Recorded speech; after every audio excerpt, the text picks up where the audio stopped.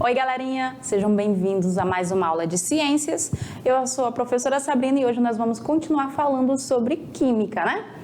Nós falamos nas aulas anteriores sobre substâncias. Nós vimos que existem substâncias puras compostas e substâncias puras simples.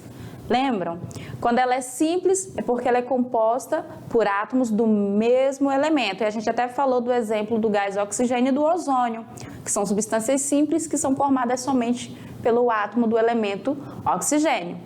Já as substâncias compostas é quando nós temos substâncias que são formadas por átomos de elementos diferentes.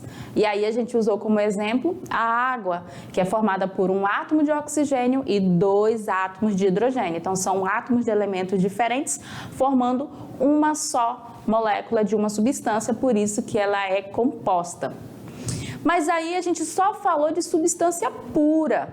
Nós temos ainda situações onde nós vamos ter mais de uma substância diferente juntas.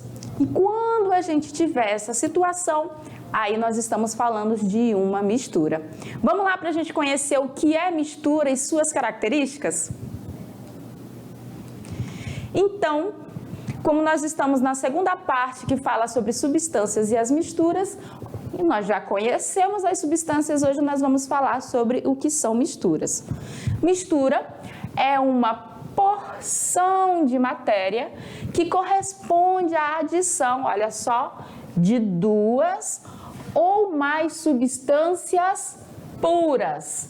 Mas essas substâncias elas vão estar juntas sem que ocorra uma transformação química desses compostos. O que isso quer dizer? Que nós vamos ter uma mistura quando a gente tiver, por exemplo, a substância água junto com a substância álcool, sem que ocorra uma reação química. Eu não posso ter uma reação química no caso, quando eu estiver falando de misturas. Ali não pode ocorrer. Se eu tenho essa situação de 2 substâncias juntas, 2 ou mais, sem que ocorra reação química, aí nós temos o que nós chamamos de mistura. Quer ver um exemplo bem grotesco, bem simples do que é uma mistura? Quando você pega a água e mistura com a areia. Ali você tem uma mistura e não tem a existência de uma reação química. O que é uma reação química?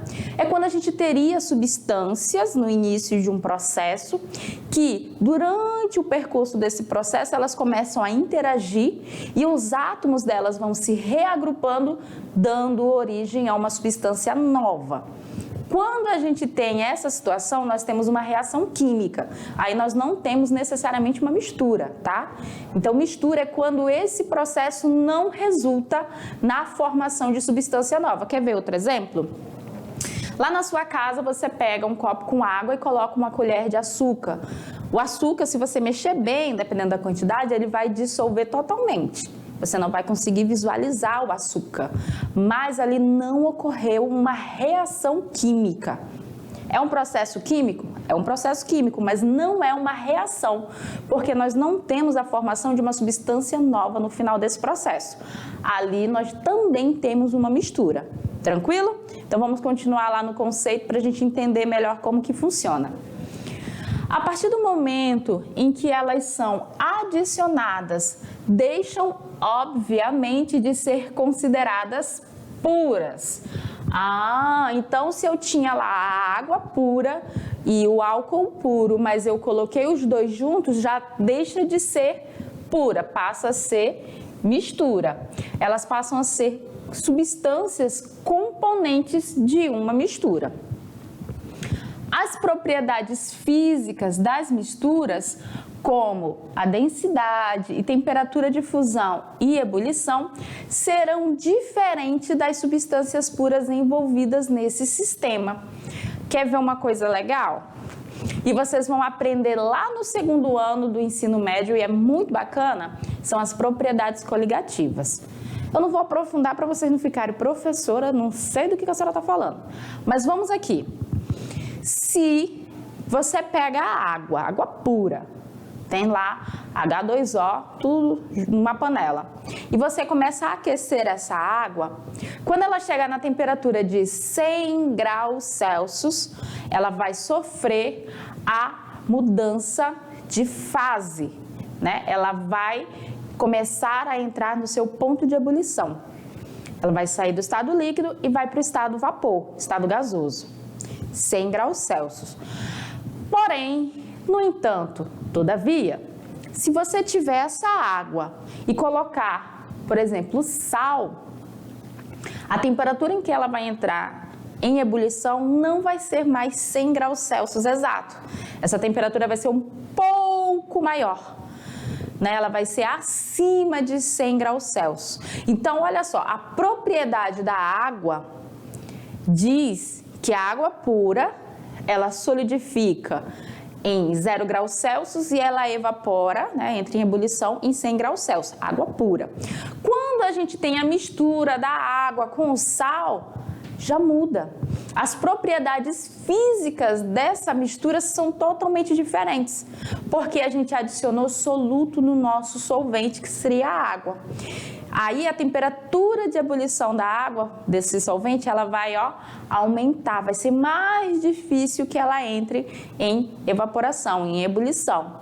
E o mesmo, galerinha, acontece com ponto de fusão. Lembram do ponto de fusão? Lá nas mudanças de fase que nós vimos? É a temperatura em que ocorre a passagem do sólido para o líquido e do líquido para o sólido.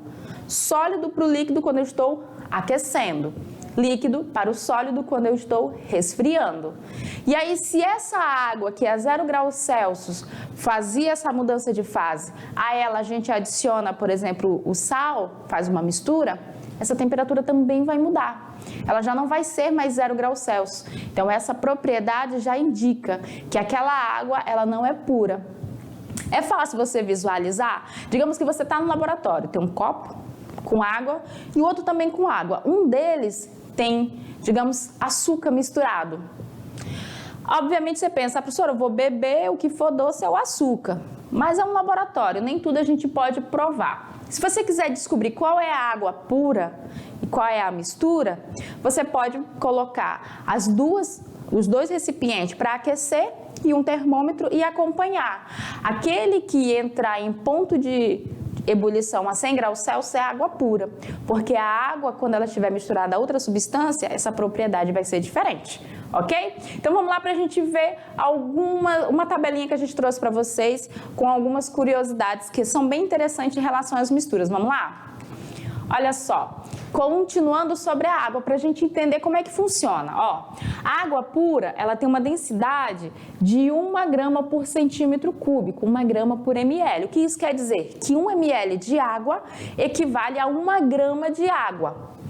O cloreto de sódio, que é o nosso sal de cozinha, ele tem uma densidade de 2,17 gramas por centímetros cúbicos, o que quer dizer que a cada 1 ml nós temos 2,17 gramas de sal. Quando a gente adiciona o cloreto de sódio à água e mexe, a gente obtém uma mistura. E a densidade dessa mistura, ela é diferente da densidade dos dois componentes isolados. Ela nem vai ser 1 grama por centímetro cúbico, como também ela não será 2,17 gramas por centímetros cúbicos. À medida com que a gente aumenta a porcentagem de massa do sal na mistura, olha o que acontece com a densidade dela. Aqui a gente vai ter 1% de sal na minha mistura de sal e cloreto, ou de água e cloreto. Olha a densidade. 2%, ó, a densidade vai aumentando. 4, 6, 8. Então, à medida que eu vou aumentando a concentração de soluto na minha mistura, a densidade, assim como o ponto de fusão e o ponto de ebulição, vão variando. Por não ter propriedades fixas, as misturas, elas são consideradas, né, as substâncias, elas estando ali dentro, elas não são consideradas mais puras. Porque para ser uma substância pura, eu tenho que ter propriedades constantes. E quando nós temos uma mistura, as propriedades vão variando de acordo com a concentração dos componentes. Como se pode perceber, qualquer mistura de água e cloreto de sódio possui densidade tal que não lhe permite ser classificada como nem água nem sal. Verifica-se experimentalmente que uma mistura de água e cloreto de sódio, colocando num congelador, o que vai acontecer? Não irá congelar a 0 graus Celsius. Essa mistura inicia seu congelamento abaixo da temperatura do ponto de fusão da água. Quando aquecida, também a gente verifica que a mistura não entra em ebulição a 100 graus Celsius, que seria a temperatura de ebulição da água. Ela começa a ferver numa temperatura acima de 100 graus Celsius. O valor exato vai depender da quantidade de sal que a gente vai ter na mistura. E aí nós temos a classificação. Nós falamos aqui como exemplo de mistura, eu falei 2 exemplos para vocês. A areia e a água, a gente viu que é um tipo de mistura, mas eu consigo, né, pessoal? Você pega um copo, coloca água e areia, você não consegue visualizar a água e visualizar a areia? Ah, professora, mas se for uma água barrenta, tá marrom, mas se você esperar um pouco, aquela água ela vai decantar, a areia vai para o fundo, o barro vai para o fundo e a água vai ficar ali visível também, não é? E eu falei da água e do sal, mas se você mexer bem, misturar bem, você não consegue visualizar o sal. Você vai olhar, você vai ver somente água. E é a partir dessas características que a gente pode classificar as misturas, porque elas não são iguais. Eu posso dizer que a mistura de água e areia é igual à mistura de água e sal? Não, elas são diferentes. E por apresentar características diferentes, nós classificamos as misturas em 2 categorias: homogêneas e heterogêneas. Vamos lá para a gente entender como que funciona cada uma delas. Misturas homogêneas e heterogêneas. Olha só, uma mistura heterogênea é uma mistura que não possui as mesmas propriedades em todas as suas extensões. Um exemplo é se a gente misturar água e óleo. O que vai acontecer? O óleo ele vai ficar em cima flutuando na água. Por quê? Porque ele é menos denso. E quem eu vou ter embaixo? Eu vou ter a água. E aqui eu vou conseguir visualizar nitidamente os 2 componentes que fazem parte da minha mistura. Então, o que significa heterogêneo? Hétero quer dizer diferente. É que nem quando a gente fala, né, de massa homogênea, não tem nas receitas? Bata a massa até ela ficar homogênea, quer dizer que até a massa ficar toda igual. Se é hétero, é o oposto do homogêneo, então aqui eu vou ter partes diferentes na minha mistura. Já uma mistura homogênea é uma mistura que tem todas as mesmas propriedades em todos os seus pontos. Homo quer dizer igual, então ela é igual do início ao fim. Se a gente pega a água, mistura com açúcar, mexe bem, a gente vai ter água com açúcar no final, mas isso aqui até microscopicamente eu não consigo visualizar as partículas do açúcar, ela é igual em todos os seus pontos. E por isso que as misturas homogêneas, elas são chamadas de solução. E vocês vão estudar muito isso no 2º ano, viu, galerinha?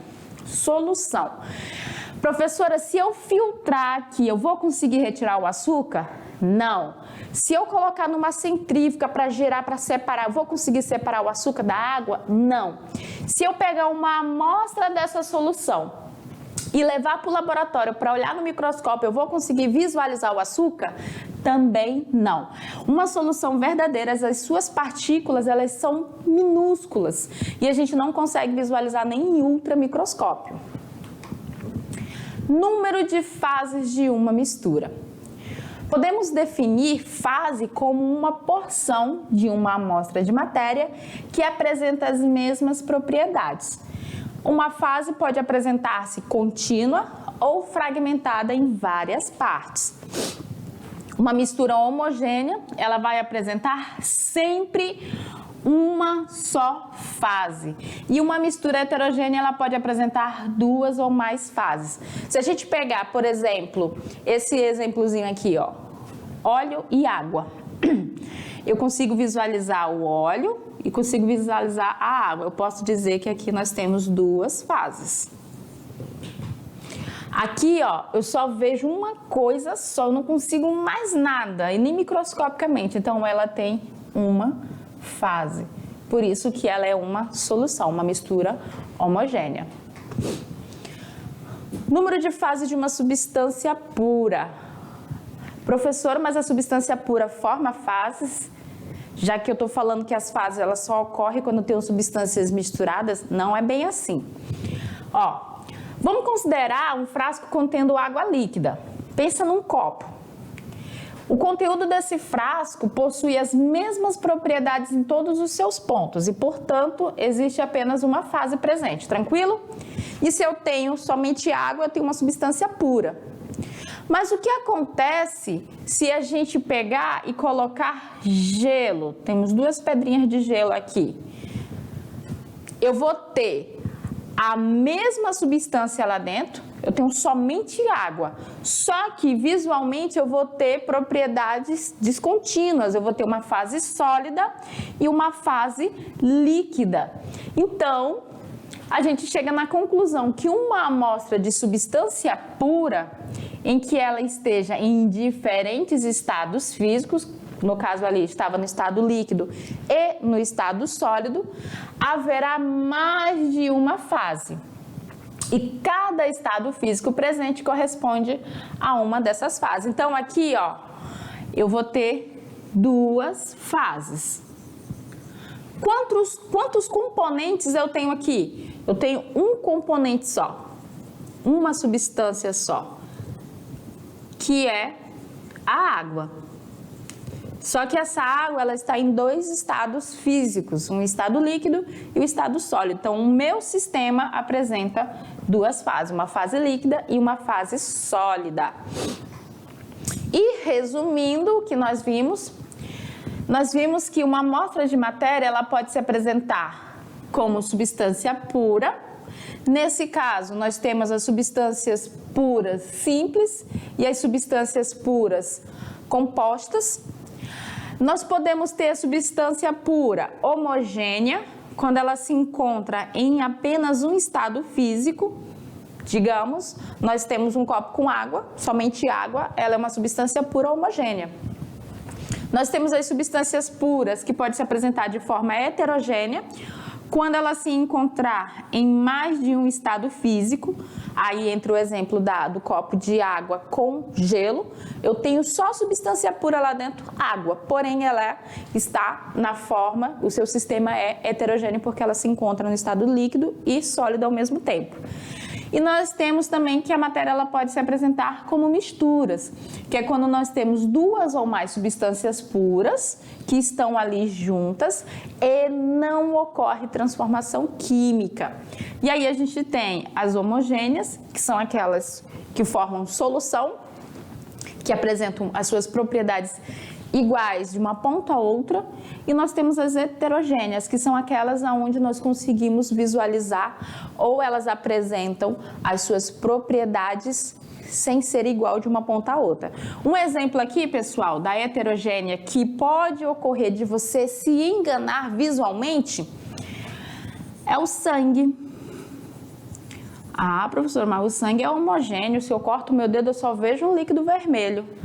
Mas não. Se eu pego uma porção de sangue e levo para o microscópio, eu consigo visualizar partículas que estão ali presentes, que compõem o sangue. Então, o sangue ele é uma mistura heterogênea, ele é um que nós chamamos de coloide. Nas soluções homogêneas, nas misturas homogêneas, nem no microscópio eu consigo visualizar as partículas que compõem ela, tá, galera? Na heterogênea eu posso visualizar visualmente ou com a ajuda de microscópio. Então, era isso que eu tinha para passar para vocês sobre misturas. A aula ainda não acabou, a gente tem mais conteúdo para falar sobre elas e a gente vai ver, ó, mais para frente, tá bom, galera?